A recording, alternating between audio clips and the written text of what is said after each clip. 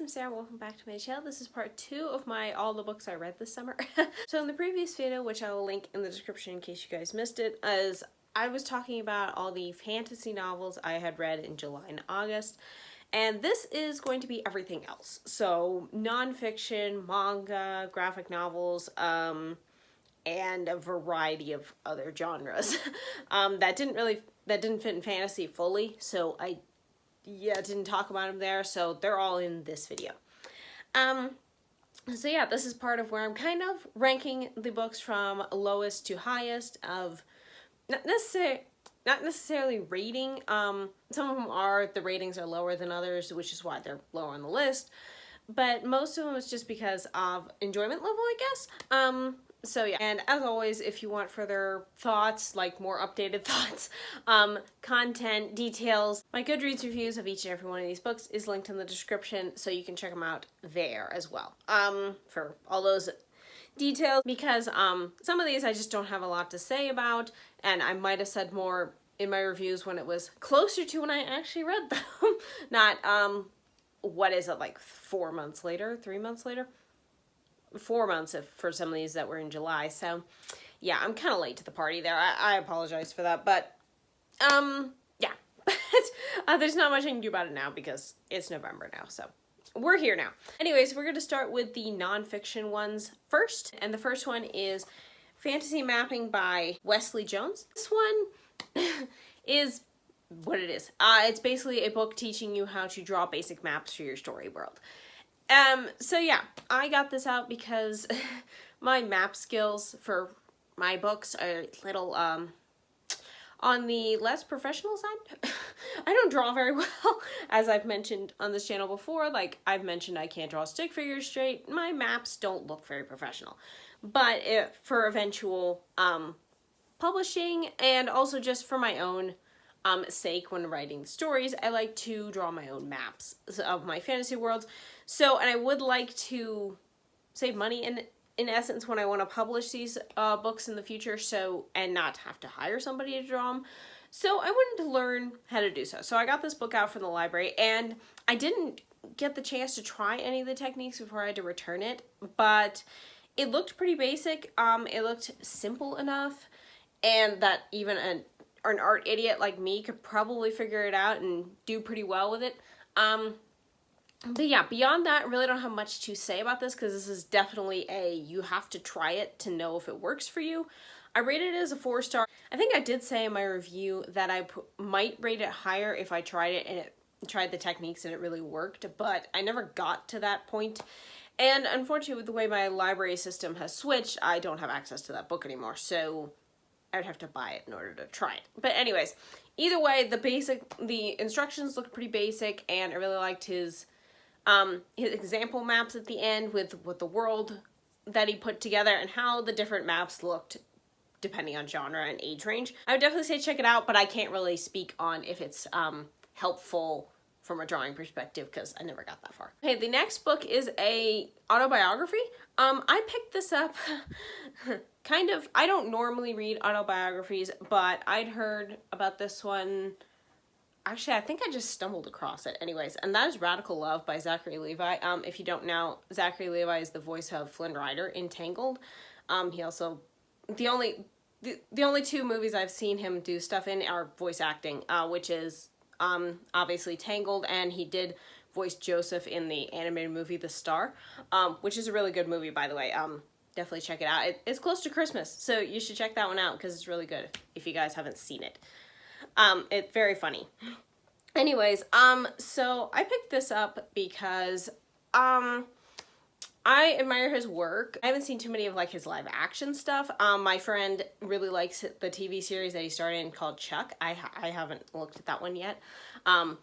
But yeah, so this is basically his journey through, like, mental health struggles, and as somebody with depression and anxiety, I was curious to see, just somebody else's take on it and like his journey through it, and it was very inspiring, very, yeah, I totally got a lot of the places he was going with, and coming from, and just, yeah, how a lot of things in your life can definitely still mentally affect you, years and years down the road, and how to overcome it. So yeah, I really enjoyed his testimony on that, and yeah, I'd recommend that if you yourself struggle with that sort of thing and you just kind of want somebody who sees you and you kind of just want a perspective on that, or if you're somebody who doesn't struggle with that but maybe you know someone, a friend or a family member or something like that, or you just hear a lot about mental health struggles and you just kind of want to know, like, what is it like, what's about. So yeah, I would highly recommend this book if you want any of those things.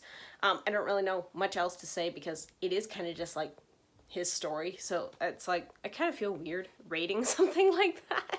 But yeah, I ultimately gave it 4 stars. But yeah, it was a really good book and I would recommend it. Next 4-star book I have for nonfiction, this is just all over the place because this is a cookbook.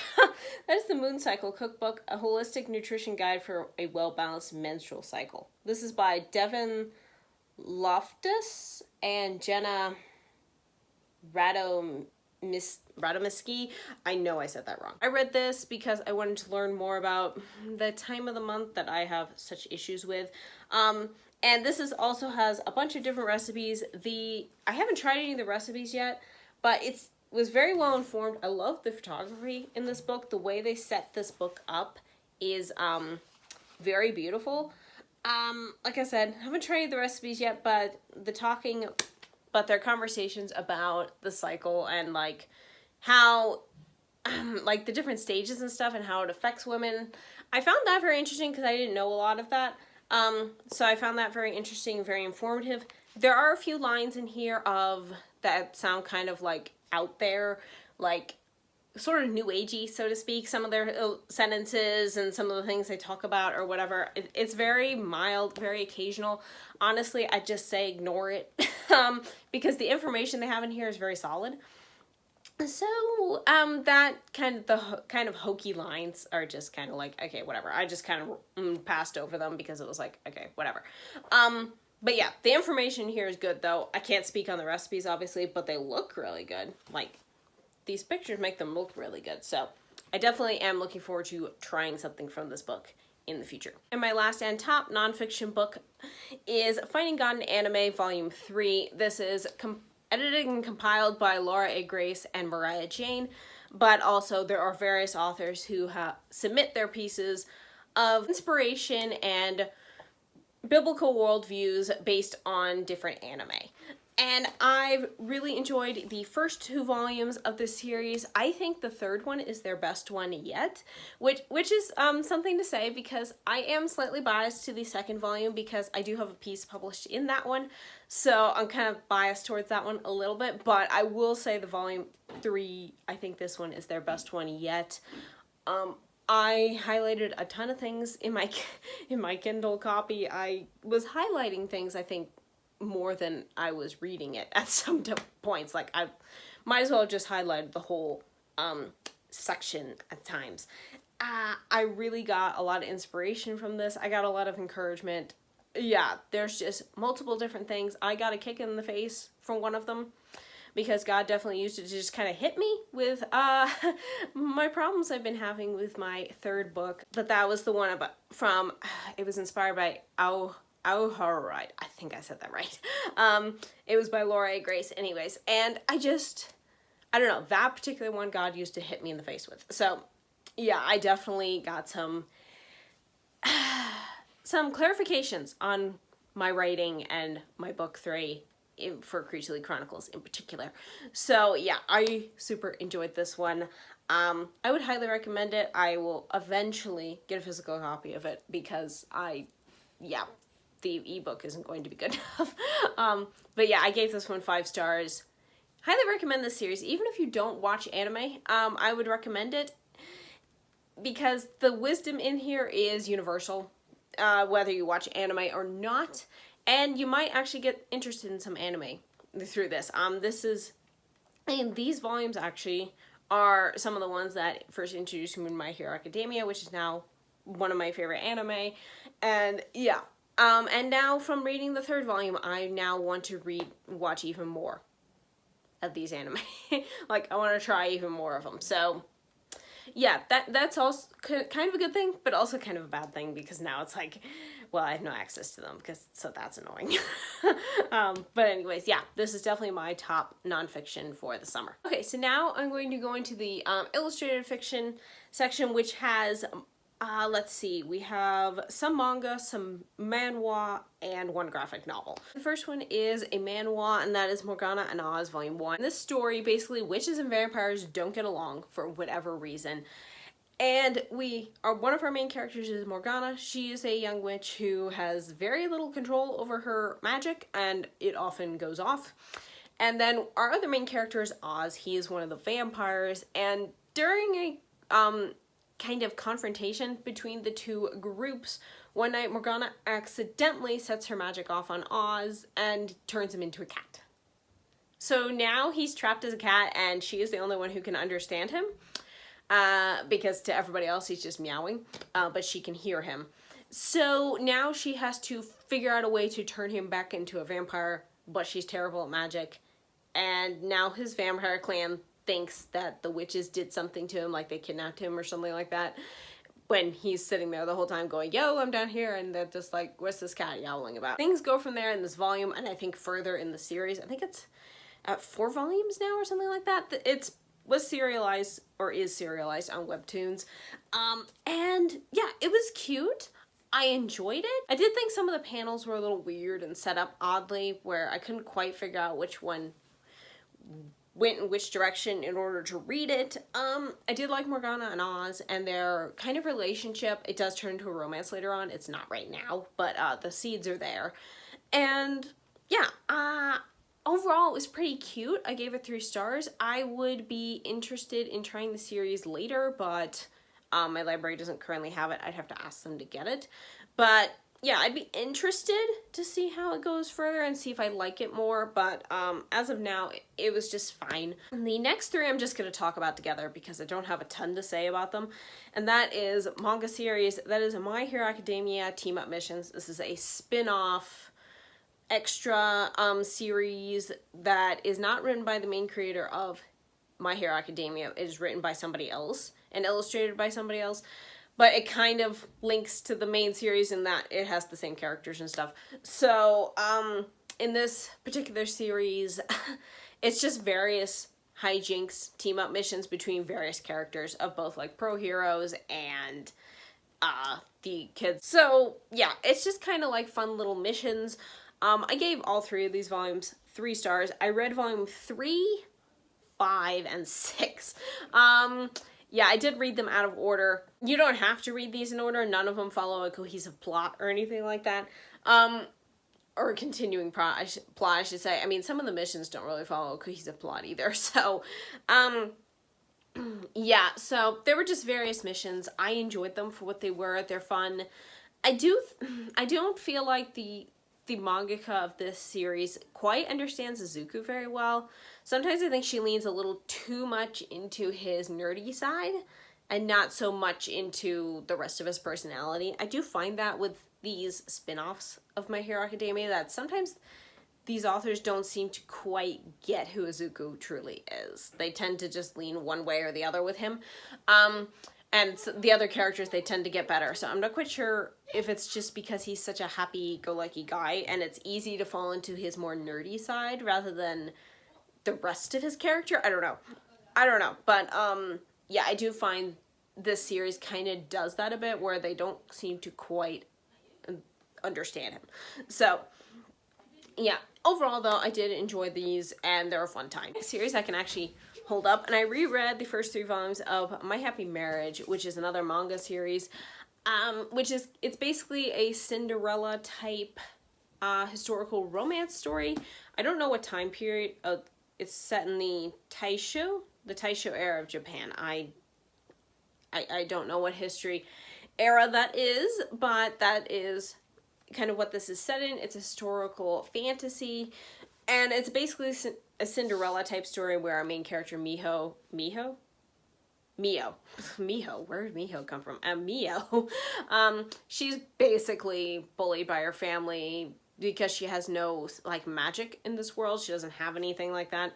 So then they decide to ship her off to marry this supposedly horrible guy, Lord Kudo, who has basically, he's been called cold and cruel, and he's kicked multiple potential fiancés out of his house because he doesn't want them there anymore, and they think, oh, well, we don't like her, so instead of sending our beloved second daughter, we're just going to send the one we don't like, and hopefully he'll just, like, I don't know, murder her or something. Who really knows. But when Mio gets to his place, she finds a different person than what the rumors say, and so starts their relationship.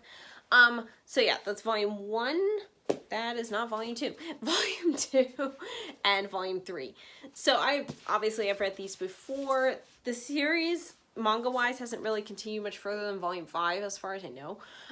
Apparently it was on hiatus for a while, which I didn't know about until my friend Laura mentioned that on her channel at one point, and I was like, oh, I didn't even know that.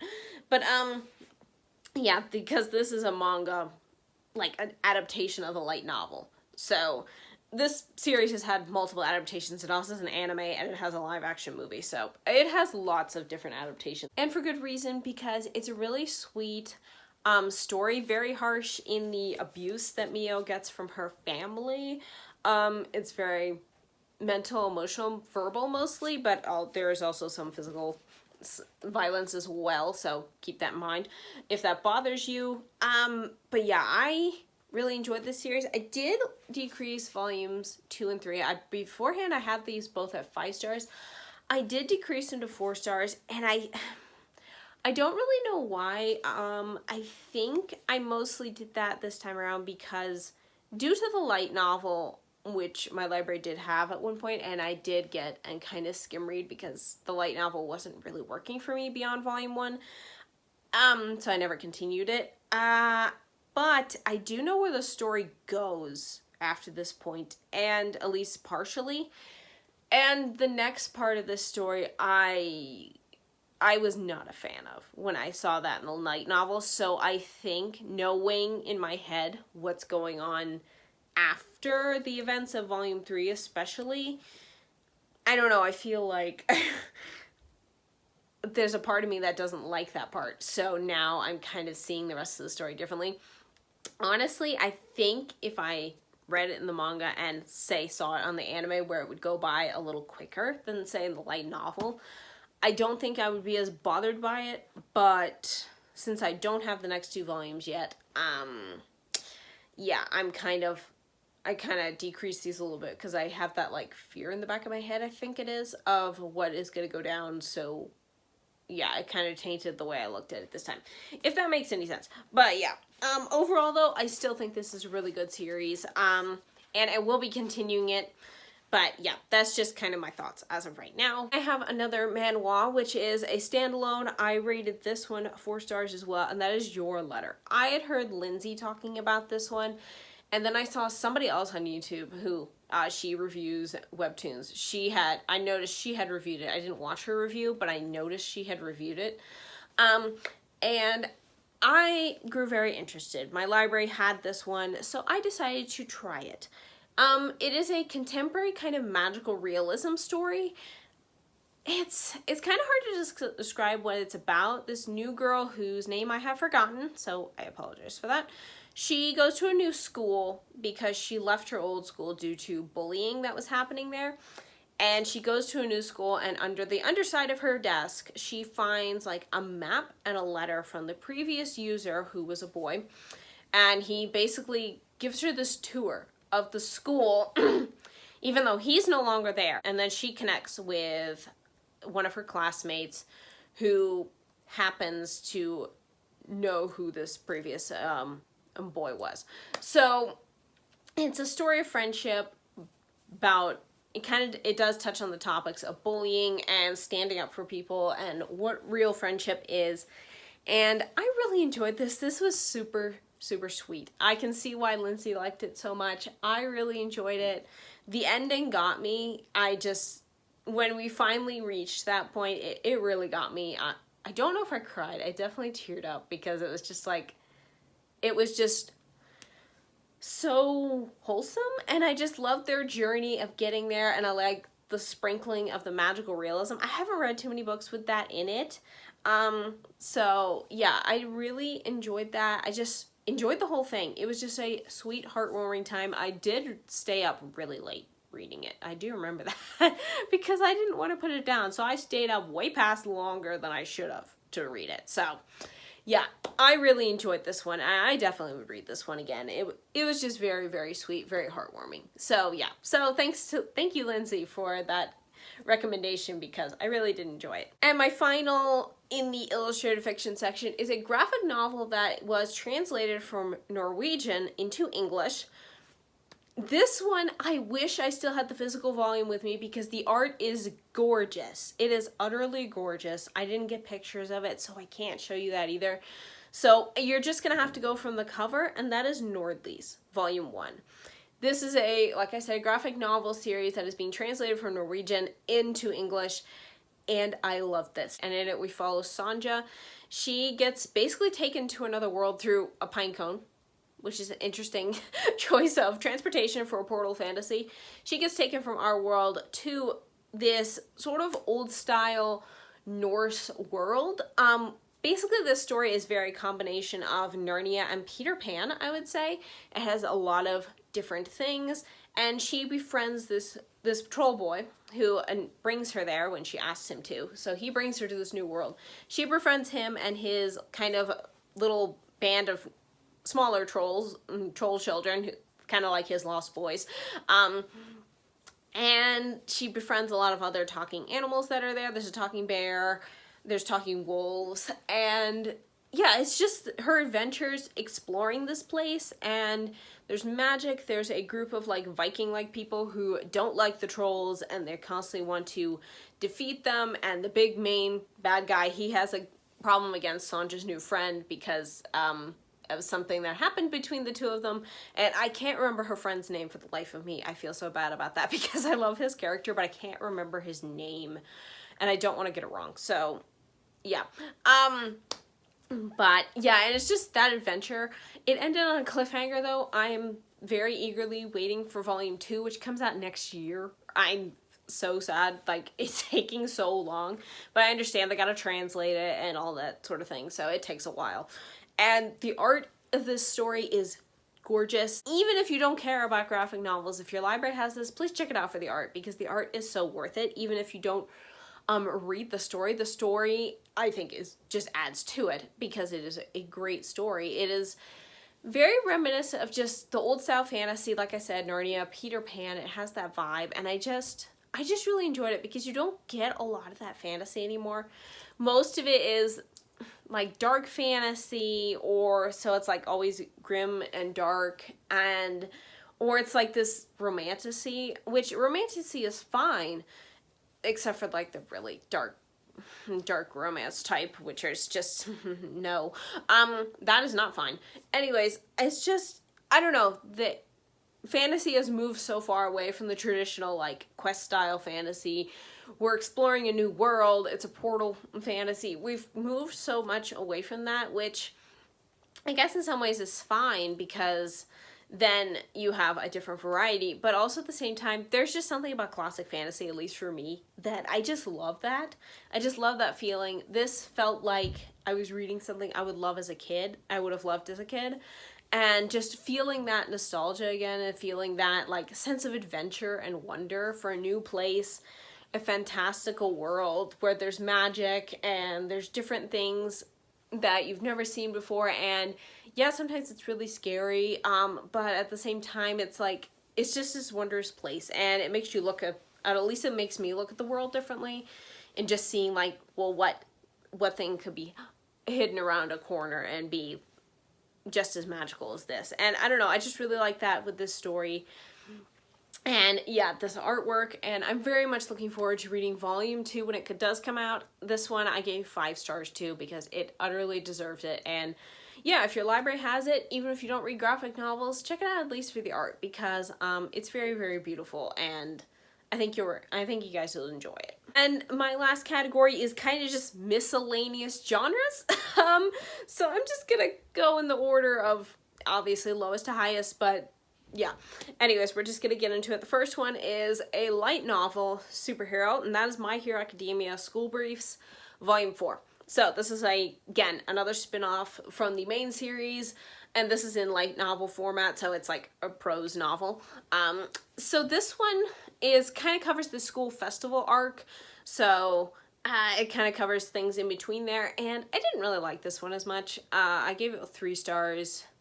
There was one story which was about one of the Class B's school play. I'll just leave it at that in case you haven't read the manga or seen the anime. I didn't read that one because I didn't really want to know the full extent of the play. I figured it would kind of ruin my view of the one tiny part we get in the main storyline, and I didn't want to ruin that, so I just skipped that story, and I don't know, it was overall just fine. I didn't really care much for it. There was like 1 or 2 stories that I liked, but the rest of them were just okay. So yeah, 3 stars. It was fine, but not as good as some of the previous volumes. And I read an entire trilogy. This is Christian contemporary, so we're going back the other direction, and that is the Castaways trilogy by Jes Drew. Yeah, so the first book, I can't talk too much about, obviously all 3, it's an entire trilogy, but all 3 books I gave 3 stars. The very first one, Castaways, we follow our main character, Emily. She and her 2 cousins, her 2 young cousins, they are put on a cruise ship by their very absentee parents in order to kind of move from the States to Europe. So, on this cruise ship, she meets a fellow teen boy named Christopher, and they kind of strike up this friendship, and after they've struck up this sort of hesitant friendship, their cruise ship kind of gets shot at. They're like passing this weird fog-cloaked island, and they get shot at. So their cruise ship is now going down. So they all have to escape. However, due to some unforeseen circumstances, they're kind of left behind when all the rest of the cruise ship passengers get evacuated. These 4 are left behind. They then have to rescue themselves, and through the course of events of getting off the cruise ship, they end up on this deserted island. Now they have to fight for survival on this deserted island until someone can apparently come get them. And in the course of this, they keep having this weird feeling that maybe this island isn't as deserted as it first appears. This is a crazy ride. I really enjoyed the survival aspect of stories, so I really liked this one. This is one of Jes Drew's very first books that is written. It's very evident in the fact that it's kind of rough. All 3 of these books kind of are. And the first one does follow the survival aspect on the island.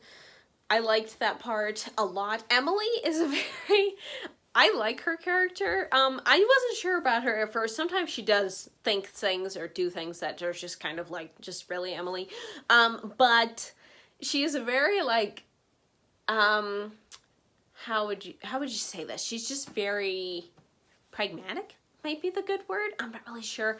But she's very devoted to her 2 cousins, and making sure they're doing well and okay. I really liked how she and Christopher definitely banded together along with her cousins to survive on this island, and also to the 2 of them, Christopher and Emily, to protect the younger ones, especially from the island. I really liked how they ended up doing that. And Emily has these, like, she comes up with lists in her head of, like, the worst things that could happen or whatever, and she kept coming up with, like, coconuts hitting you on the head, and I thought that was hilarious. Yeah, this book does have a few rough parts because it kind of drags in parts. It kind of has a bumpy start. Yeah, and we find out later that there's weird people living on this island. I will just leave it at that because I don't want to do spoilers. So the second book, Fugitives, I also gave 3 stars, and they're off the island. But the island is still chasing them, not the island itself, but the weird people on it.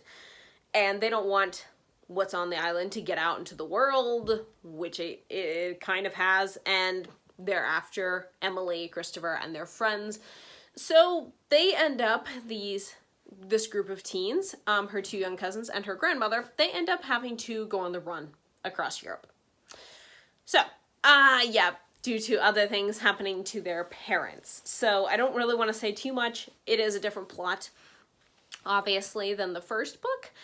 And this one has a not love triangle that I like to call it. I think she was trying to attempt to write a love triangle, but it was so obviously forced, it became hilarious to me rather than eye-rolling inducing, which usually is how love triangles work for me because I hate them. But this one was more funny than not because it's like clearly Emily likes one guy and like the author was trying to figure out how to write a love triangle, so she was trying to have her have thoughts about this other guy, but at the same time it was so forced it just turned out hilarious. So yeah, I really did enjoy this one as well. Gave it 3 stars. I'm pretty sure I said I gave all 3 of these 3 stars, but I'm just probably going to keep repeating myself. And the third and final book is Targets. And the crazy people from the island are still after them. Though it's different circumstances, and due to certain things that happen to a particular character, Emily and some of her friends have to go back to the island itself. So, yeah, that one I have to be even more vague on. I do feel like, I'll just say a particular character gets poisoned. I'll just leave it at that. And supposedly like hallucinations are part of this poisoning, but I do feel like the author didn't delve into that as much as she could have, and probably would have worked as saying what the poison was. I do feel like that was kind of a missed opportunity. And also I really loved the ending of this book, the climax part where Emily fully accepts that like, God is always with her. She is never alone. I loved that part. That was really good. So yeah, overall this series is very fun. It's a fun YA adventure. I just really enjoyed it. Is it groundbreaking? No. It's not meant to be, though. It's meant to be a fun little survival adventure story, and it's very different from most contemporary in the fact that, like, they're on the run and they're have these crazy people after them. But don't ask me how a tropical island is between America and Europe. I did not realize that until I read that in another review, and then I was like, oh yeah, geographically speaking, that doesn't make sense. However, the island doesn't exist anyway, so maybe it just popped up out of the middle of the ocean, fully tropical. I don't know. I don't make the rules here. So yeah, there is that little hiccup, but if you're like me and you don't really notice things like that, it probably won't bother you until you read somebody else mention it, and then you're just like, oh, yeah, I guess that's a point. So, but yeah, I really enjoyed this series, and I'd highly recommend it if you're looking for just like a fun little YA contemporary series that is clean and fun and has some good faith elements in it. And the last book I'm going to be talking about in this video and in this category is what number is this? Book 4. Book 4 in the City Between series, Between Frames by W.R. Gingle. This is an urban fantasy set in Australia. I've talked about this series before, where a teen human who is called Pet, that is not her real name, that is what she's called. In fact, we don't even know her real name. She gets basically adopted as a pet, a human pet, by these 2 fae and a vampire, who are basically solving crimes in her town. And yeah, this one, we're dealing with some weird fae, and how fae are just getting killed.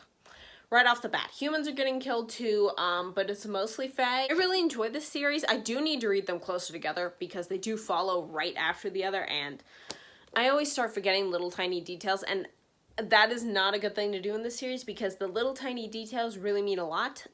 So I do need to read all these closer together. Unfortunately, I've been getting the paperbacks, so, and when you're on a book budget, sometimes you can't always get said paperbacks, especially if you're trying to buy My Hero Academia anime, because that stuff is expensive.